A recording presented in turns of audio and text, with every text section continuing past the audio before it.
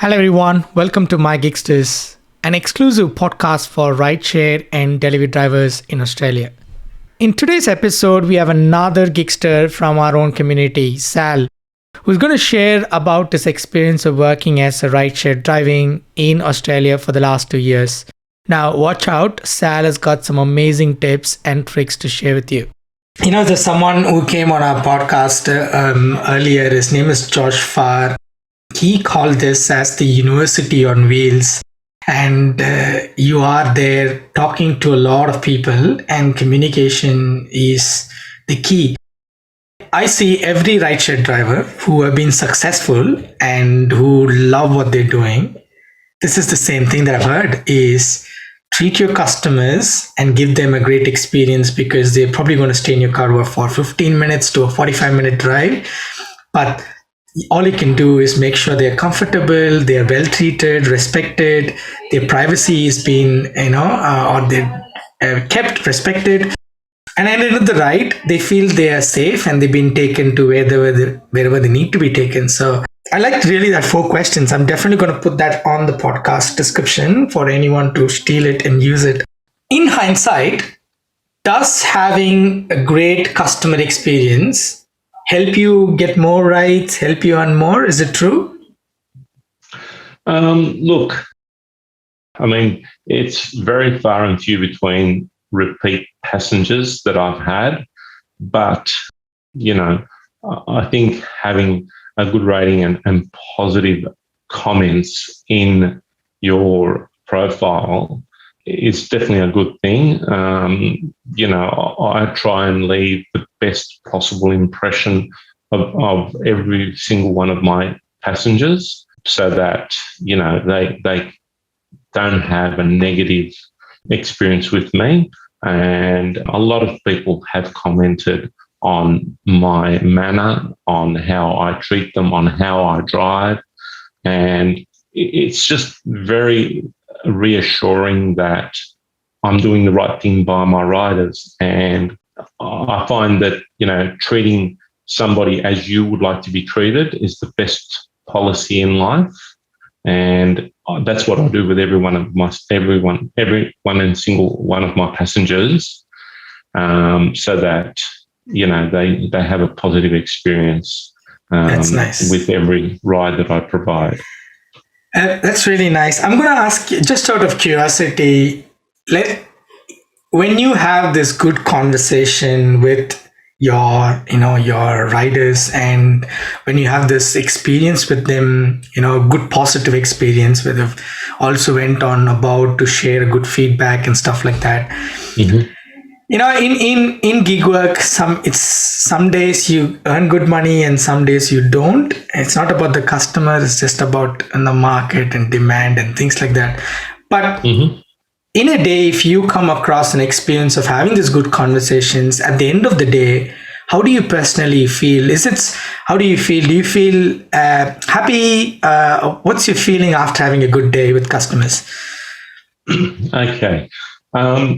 After, having a good day with customers, I feel very satisfied and rewarded that I have provided the best service that I can.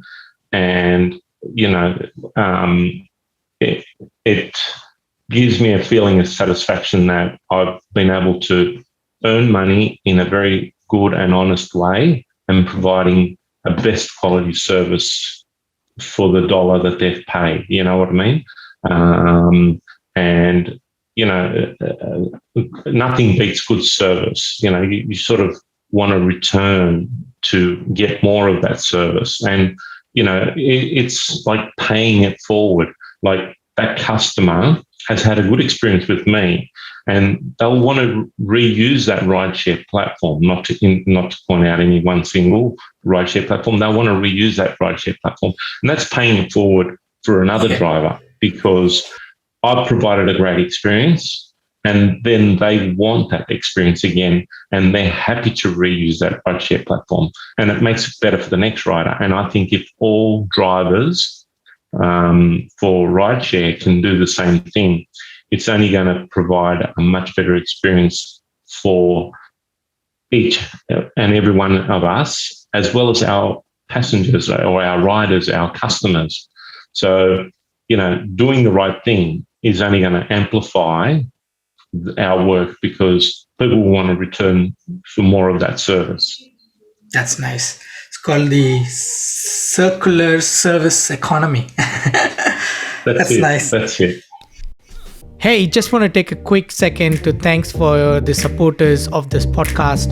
Hey, if you're listening for the first time, we are an exclusive podcast for gig workers in Australia. We share the latest updates on the gig economy. We interview gig workers and industry experts to make gig worker more smarter and safer. Sal, I do wanted to talk about a few things and basically, unpack some of your experience in rideshare, specifically around some of the tools, tips, tricks, hacks, know-hows, those secret suburbs, whatever it could be, that you have gained over the last couple of years and within being part of a community. Can you share maybe one or two tips that will help drivers to, either be maximizing their earnings or optimizing their work or saving money at taxes? Either way, what can make drivers smart at this work? Okay, where do I start? Okay.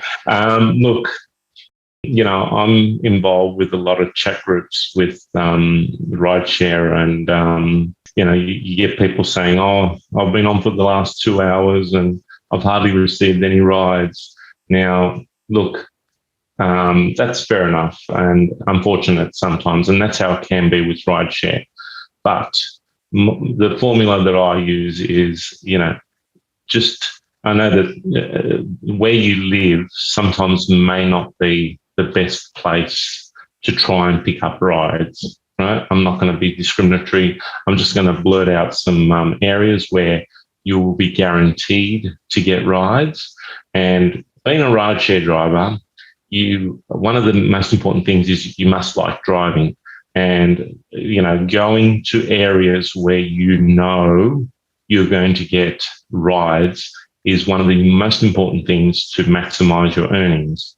So, just off the top of my head, the inner west in Sydney, I'm talking about here, inner west, the CBD, the eastern suburbs, northern beaches, then from Bondi all the way down to Maroubra, sometimes even La Perouse.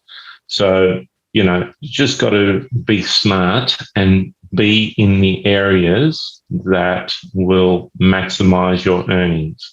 There's no use if, like, for argument's sake, you live, like, I'll just use my suburb. I live near Liverpool. And when I first started rideshare driving, I must admit, I just sort of hung around my area and I was wondering why I wasn't making much money. And I sort of soon worked out that, the rides to be had are from the inner west all the way to the eastern suburbs and the suburbs I've mentioned.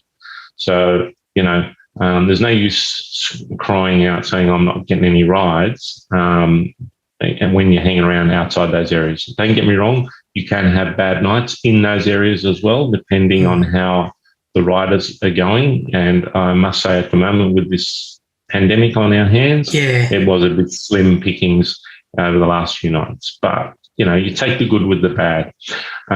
What other tricks and tips have I got here?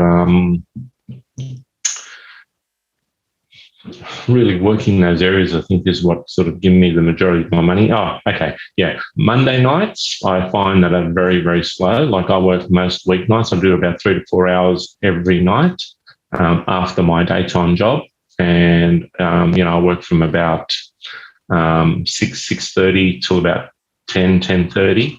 So, the CBD sort of starts to pick up around 9-ish at night. So Tuesday, Wednesday, Thursday are good nights to be in and around the city and inner west and the eastern suburbs for the rides. And then now Friday nights and Saturday nights are the peak nights for you to be able to earn a lot of money.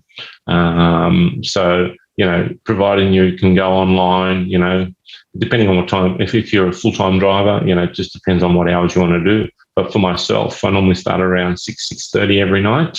because I go after my work. I mean, on Saturday afternoons, I might start a little bit earlier, 3, 4 o'clock. But Friday nights, and you know, you can earn, close to $300-400 on a night. And that's a mediocre night. But, and Sunday afternoons as well. There's a lot of people going out and about to the beaches. I used to take Sundays off and work Monday nights, but then I swapped it around. I started working Sunday afternoons and taking Monday nights off. So they're the times that I've found that I can make good money. So they're the tips and tricks that I suggest to people, try and work those nights. But then again, it's rideshare driving. You're your own boss. You can work the nights you want to work. Yeah. But Friday and Saturday nights are the most important nights. And, depending on what times and hours you have available to you to be able to make the most of your experience with earning money. That's nice. Thanks for sharing. So for the listeners out there, I think the top 2 tips is knowing where the rides are and knowing when to drive. I think one of the easiest way to get that information is come and join an active community, in Facebook or wherever you find them, and then just go and ask other drivers and how they're doing and how they're working. And just from that community, you will get lots of tips and tricks to then go and try it out. And over experience, of course, you will find better ways to do, and you will find the best ways that works for you. So, Sal, thank you so much for sharing this. It's hard to say, but it's come towards the end of the session, and really we spoke about a number of things around safety, about knowing what to do and when to do. You gave us some beautiful things around the 4 questions of how you would then engage with your customers and give them a great experience. We also talked about some tips and tricks on how to earn a little bit money. Is there something that we missed, Sal? Is there something that you would like to add? There is one thing that comes to mind. I've had this mentioned to me from some of the groups that I'm in, using the destination, which allows you to filter rides to a certain destination. And I can get, from my experience, some nights when I'm heading home and I set the destination to my home address, and I start getting ride after ride, like back-to-back rides, where to the point I need to switch off the app because I want to get home because I've got to get to work. So destination is a very good feature. I mainly use it on one of the platforms. Am I allowed to mention which one or not? Yeah, you can, yes. Okay. I normally use the destination feature on Uber, and, that can work superbly, where, you're prioritized over other drivers. And I found that you get prioritized over other drivers and you get ride after ride after ride. So it has worked well for me. And like I said, some nights I've had to switch off the app because, it's gone way past the time I want to be home so that I can go to bed and go back to my daytime job.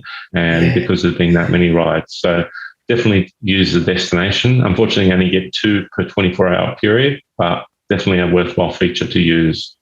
Good. Thank you for sharing that. Well, Sal, thank you so much for sharing your time and sharing some great stories, experience, and some tips. I really, really wish you all the best with your upcoming rides, and I do wanted to make sure that the other drivers who are listening to this, there is definitely some gold nuggets here in this episode for you to pick up. For me, the favorite is the 4 questions on how you start treating your customers, and I think it's very important. It's a big takeaway, so thank you for sharing that.